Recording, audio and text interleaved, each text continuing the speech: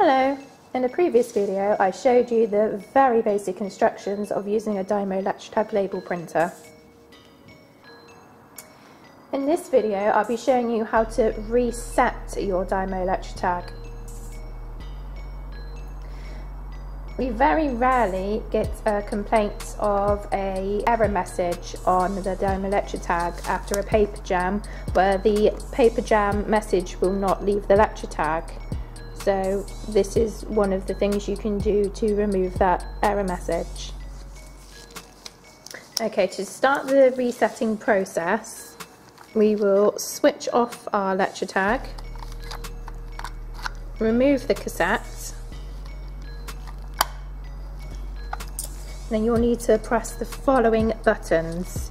You want to press the on off, the number lock button and the 0 button, which is also the J button, and you'll want to hold that until you'll see an erase message, and you'll just have to wait a few seconds and that will disappear. And if we switch the LetraTag back on, you will see it's completely factory reset, and you'll have to select the language and configure it all over again, and then that is good to go.